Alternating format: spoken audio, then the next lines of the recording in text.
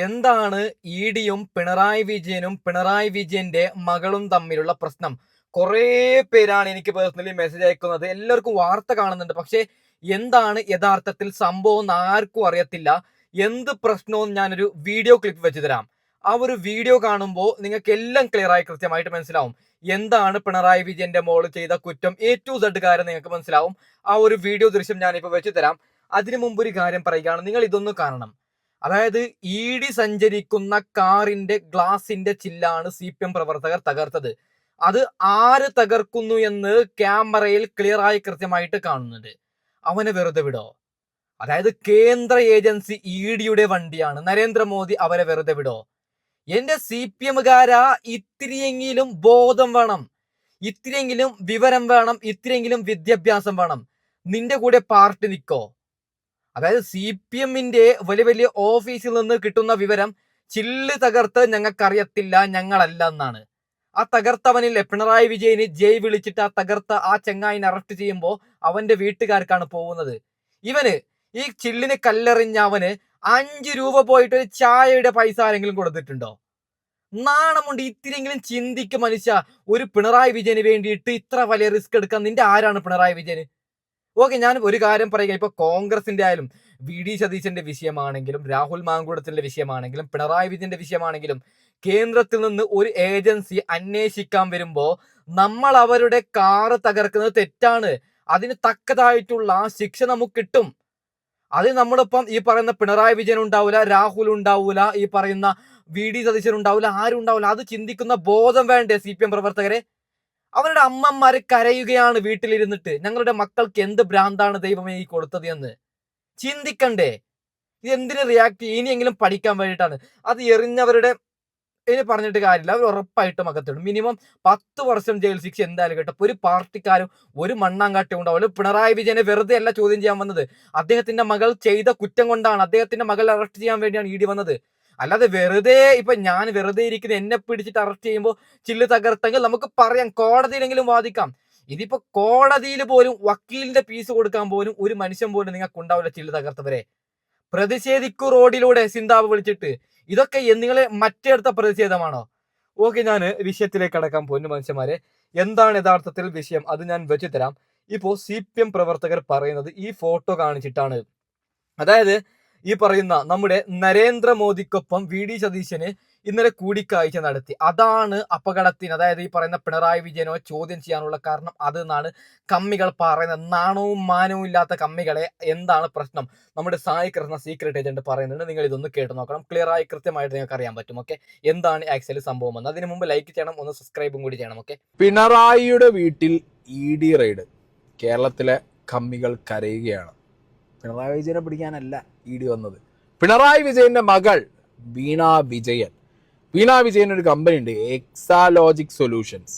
ഈ കമ്പനി കരിമണൽ കർത്തയുടെ കമ്പനിയായ കൊച്ചിൻ മിനറൽസ് ആൻഡ് റൂട്ടെയിൽ ലിമിറ്റഡിന് എന്തോ ഒരു സേവനം കൊടുത്തു. ആ സേവനം എന്താണെന്നുള്ളത് പിണറായി വിജയന്റെ മകളായ വീണ വിജയൻ പറയുന്നില്ല. 1.72 കോടി രൂപയുടെ ട്രാൻസാക്ഷൻ ഈ സേവനത്തിന്റെ പേരിൽ കരിമണൽ കർത്തയുടെ കമ്പനിയിൽ നിന്ന് പിണറായി വിജയന്റെ മകളുടെ കമ്പനിയിലേക്ക് കൊടുത്തിട്ടുണ്ട്. ഇത് ഏത് തരം സേവനത്തിനാണ് കൊടുത്തതെന്നുള്ളതിനെ കുറിച്ചിട്ട് അതിന്റെ പ്രൂഫ് കാണിച്ചു കഴിഞ്ഞാൽ തീരേണ്ട വിഷയമുള്ളൂ. പക്ഷെ ഇത്ര വർഷമായിട്ടും അങ്ങനെ ഒരു പ്രൂഫ് കാണിക്കാൻ വീണ വിജയനെ കൊണ്ട് പറ്റാത്തത് കൊണ്ട് പല രീതിയിലും ED അടക്കമുള്ള സിസ്റ്റങ്ങളെ, SFIOനെ, എല്ലാത്തിനെയും ഇവിടുത്തെ money power, political power, muscle power ഉപയോഗിച്ചുകൊണ്ട് അച്ഛനായ പിണറായി വിജയൻ ഭരണത്തിലിടുന്ന സമയത്ത് നല്ല രീതിയിൽ ബ്ലോക്ക് ചെയ്തു. ഭരണത്തിൽ നിന്ന് ഇറങ്ങിയ സമയത്ത് തന്നെ പ്രതിപക്ഷ നേതാവ് ആവണമെന്ന് ഇയാൾ വാശി പിടിച്ചപ്പോഴേ എനിക്ക് ഉറപ്പായിരുന്നു ഇമാതിരി കേസുകൾ കുത്തിപ്പൊങ്ങി വരുമ്പോൾ പാർട്ടിയുടെ പ്രതിപക്ഷ നേതാവാണല്ലോ, അപ്പൊ അന്തം കമ്മികൾ പ്രൊട്ടക്ട് ചെയ്യാൻ ഇറങ്ങൂലോ കുറെ എണ്ണം. അപ്പൊ ആ കളിയായിരുന്നു ഈ കളി. ചിലർ പറയുന്നുണ്ട് VD സതീശൻ ഇന്നലെ പ്രധാനമന്ത്രിനെ കണ്ട് ഷെയ്ക്കാൻഡ് കൊടുത്തപ്പോഴേ ഉറപ്പിച്ചതാണ് ഇത് BJPയും കോൺഗ്രസും കൂടിയുള്ള സ്ക്രിപ്റ്റാണ്. എന്താ കമ്മികൾ പറഞ്ഞ വീണ വിജയന്റെ കമ്പനി എന്ത് തരത്തിലുള്ള ഒരു സേവനമാണ് CMRL കൊടുത്തതെന്നുള്ളത്. ആ സത്യസന്ധമായ മുഖ്യമന്ത്രിനെ കരിതേക്കാനായിട്ടല്ലേ ഈ തോന്നിയസം കളിക്കുന്നത്. വിടൂല, BDSന് സതീശനും വിടൂല, മോദിനെയും വിടൂല, EDനെയും വിടൂല. EDനെ നമ്മൾ വിടില്ല. ഇത് രാഷ്ട്രീയപരമായ വേട്ടയാടലാണ്. ഇത് പിണറായി വിജയന് ഇടതുപക്ഷത്തെ തകർക്കാൻ വേണ്ടിയിട്ട് ചെയ്യുന്ന ഒരു വർഷം വിടൂല. BDSന് സതീശനും വിടൂല, മോദിനെയും വിടൂല, EDനെയും വിടൂല. നമുക്കിതേ പറയുന്നു. ജനങ്ങൾ ആരാധിക്കുന്ന നിരവധി CPM നേതാക്കളുണ്ട്. ആ നേതാക്കളെയെല്ലാം ഇല്ലായ്മ ചെയ്യുന്നതിന് വേണ്ടി മോഡിയുടെ നേതൃത്വത്തിലുള്ള, സതീശന്റെ നേതൃത്വത്തിലുള്ള UDF ഉണ്ടാക്കിയ ഒരു തിരക്കഥയാണ്. ഈ തിരക്കഥക്ക് മുമ്പിൽ ജനങ്ങൾ ഒരു തരത്തിൽ മുട്ടുമടക്കില്ല എന്ന പ്രഖ്യാപനമാണ് ഈ സമരത്തിലുടനീളം ജനങ്ങൾ വികാരം പ്രകടിപ്പിച്ചുകൊണ്ടിരിക്കുന്നത്. ഇവിടെ അധികാരത്തിൽ കയറിയിട്ട് രണ്ടാമത്തെ മൂന്നാം ദിവസം ഈ തരത്തിലാണ് VD സതീശൻ കളിക്കുന്നതെങ്കിൽ കേരളം കത്തിക്കേണ്ടവരുടെ ചെയ്യുന്നത്. ഉറപ്പായിട്ടും പിണറായി വിജയന്റെ വീട്ടിലോ ദേഹത്തോ ഈ രീതിയിലേക്ക് കളിക്കാൻ വരികയാണെങ്കിൽ VD സതീശൻ അവിടെ നല്ല രീതിയിൽ കിടന്നുറങ്ങും. ഇതിന് VD സതീശൻ നിങ്ങൾ ഉറക്കാതിരുന്നിട്ട് വല്ല കാര്യമുണ്ടോ? അല്ലെങ്കിൽ ഈ മോദീന്റെ നെഞ്ഞത്ത് കയറിയിട്ടോ EDന്റെ നെഞ്ഞത്ത് കയറിയിട്ടോ കാര്യമുണ്ടോ? വീണ വിജയനോട് എന്ത് തരത്തിലുള്ള സേവനം ലഭിച്ചതിനാണ് ഈ 1.72 കോടി രൂപ നിങ്ങൾക്ക് കിട്ടിയത് എന്നുള്ളതിന് ഉത്തരം പറഞ്ഞു കൊടുക്കാൻ പറ. ഇതാണ് ആക്ച്വലി സംഭവം. ഓക്കെ, ഇതിനെ വളച്ചുടക്കാൻ അളിയന മരുമകന ആ പണ്ടാരത്തിന്റെ റിയാസ് പറയുന്നത് നിങ്ങളൊന്ന് കേൾക്കണം. ഓക്കെ, ഇപ്പോൾ മുഹമ്മദ് റിയാസ് അദ്ദേഹത്തിന്റെ കോട്ടൂളിയിലെ വീട്ടിലില്ല, തലസ്ഥാനത്തെ വീട്ടിലുമില്ല. പക്ഷേ അദ്ദേഹം ഫേസ്ബുക്ക് പോസ്റ്റ് ഇട്ടിരിക്കുന്നു 2 മിനിറ്റ് മുമ്പ്. വളഞ്ഞിട്ടടിച്ചോളൂ, പക്ഷേ സംഘപരിവാറിന് മുന്നിൽ കുമ്പിടില്ല, അവസാന ശ്വാസം വരെയും പോരാടും എന്നാണ് ആ പോസ്റ്റുള്ളത്. 3 വരിയാണ്. വളഞ്ഞിട്ടടിച്ചോളൂ, പക്ഷേ സംഘപരിവാറിന് മുന്നിൽ കുമ്പിടില്ല, അവസാന ശ്വാസം വരെയും പോരാടുമെന്നുള്ളതാണ്. അപ്പോൾ ഒത്തുതീർപ്പുകൾക്കൊന്നും ശ്രമിക്കില്ല, നടപടികളുമായി ED മുന്നോട്ട് പോയാലും അത് പോരാട്ടമായി മുന്നോട്ട് പോകുമെന്നുള്ളതാണല്ലോ മുഹമ്മദ് റിയാസിന്റെ പോസ്റ്റിന്റെ വിശദാംശങ്ങളുമായി റഹീസ് റഷീദിന്റെ. റഹീസ്, ഇപ്പോൾ മുഹമ്മദ് റിയാസ് വീട്ടിലെ റെയ്ഡിൽ 2 വീട്ടിലില്ല, പക്ഷേ ഫേസ്ബുക്ക് പോസ്റ്റ് വന്നിരിക്കുന്നു. എന്താണ് അദ്ദേഹത്തിന്റെ വാചകത്തിൽ നിന്ന് മനസ്സിലാക്കേണ്ടത്? ഈ CPMന്റെ സംസ്ഥാന സെക്രട്ടേറിയറ്റ് അംഗം കൂടിയായ PA മുഹമ്മദ് റിയാസിന്റെ ആദ്യ പ്രതികരണം വരികയാണ്. വളഞ്ഞിട്ടടിച്ചോളൂ, പക്ഷെ സംഘപരിവാറിന് മുമ്പിൽ കുമ്പിടില്ല, അവസാന ശ്വാസം വരെയും പോരാടും എന്ന ഫേസ്ബുക്ക് പോസ്റ്റാണ് അല്പസമയം മുമ്പ് PA മുഹമ്മദ് റിയാസ് ഇട്ടിരിക്കുന്നത്. അദ്ദേഹത്തിന്റെ സ്വന്തം വസതിയായ കോട്ടുളിയിലെ വീട്ടിൽ റെയ്ഡ് നടക്കുന്നു. ഭാര്യ കൂടി താമസിക്കുന്ന പിണറായി വിജയന്റെ ബേക്കറി ജംഗ്ഷനിലെ വീട്ടിൽ റെയ്ഡ് നടക്കുന്നു. ആ ഒരു സമയത്താണ് അദ്ദേഹത്തിന്റെ പ്രതികരണമുള്ളത്. ഞാനൊരു കാര്യം പറയാം റിയാസെ, നിന്റെ ഭാര്യ തെറ്റ് ചെയ്തത് കൊണ്ടാണ് ED വരുന്നത്. നിങ്ങൾ എന്തിനാണ് ഇവിടെ വർഗീയതയൊക്കെ കൊണ്ടുവരുന്നത്? എന്റെ പൊന്നു മനുഷ്യന്മാരെ, CPMകാര് പാടിച്ച കള്ളന്മാരാണ്. യഥാർത്ഥത്തിൽ ആഭ്യന്തരമന്ത്രി നമ്മളെ രമേശ് ചെന്നിത്തലക്ക് എങ്ങാനും എന്തെങ്കിലും അറിയാം? നമുക്കൊന്ന് ചോദിച്ചു നോക്കാം. ഈ റെയ്ഡുമായി ബന്ധപ്പെട്ട ഒരു വിവരവും കേരളത്തിലെ പോലീസിനോ ആഭ്യന്തര വകുപ്പിനോ അറിയില്ല. നമ്മളെ ആരും അറിയിച്ചിട്ടുമില്ല, പോലീസ് സഹായം തേടിയിട്ടുമില്ല. അപ്പം നമുക്കതിനെപ്പറ്റിയുള്ള ഒരു വിവരങ്ങളും അറിയാത്ത കാര്യമാണ്. അപ്പം അത് EDയുമായി ബന്ധപ്പെട്ട ഉദ്യോഗസ്ഥന്മാരോട് നിങ്ങൾ ചോദിക്കണം. കേരളത്തിലെ പോലീസിനോ ആഭ്യന്തര വകുപ്പിനോ ഇത് സംബന്ധിച്ച് ഒരു വിവരങ്ങളും കൈമാറിയിട്ട് ഞങ്ങൾക്ക് അറിയത്തുമില്ല എന്താ സംഭവം എന്നുള്ളത്. അല്ല, ഇന്നലെ CM ഡൽഹിക്ക് പോകുന്നു, CM പ്രധാനമന്ത്രിയെ കാണുന്നു, പിന്നാലെ റെയ്ഡ് എന്നുള്ളതാണ്. അതായത് കൃത്യമായിട്ട് അത്തരത്തിലൊരു ആസൂത്രണം ഉണ്ട് എന്നുള്ളതാണ് ആരോപണം. CMന് പിന്നെ മുഖ്യമന്ത്രിയായി ചാർജ് എടുത്ത ശേഷം ഡൽഹിയിൽ പോയി പ്രധാനമന്ത്രിയെ കാണുന്നത് ഒരു ആവശ്യമായ കാര്യമല്ലേ? കേരളത്തിന്റെ ആവശ്യമല്ലേ?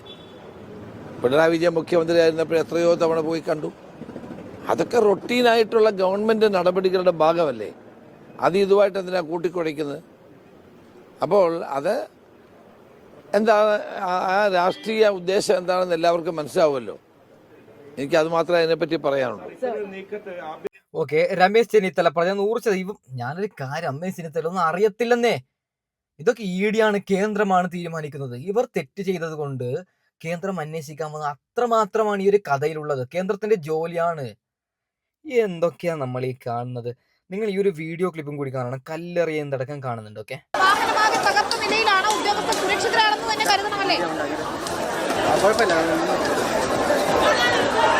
വിനീത, ഉദ്യോഗസ്ഥർ സുരക്ഷിതരാണോ എന്ന കാര്യത്തിലും സംശയമുണ്ട്. കാരണം ആദ്യം മുന്നിലെയും പിന്നിലെയും സൈഡിലെയും ഗ്ലാസുകൾ മാത്രമായിരുന്നു.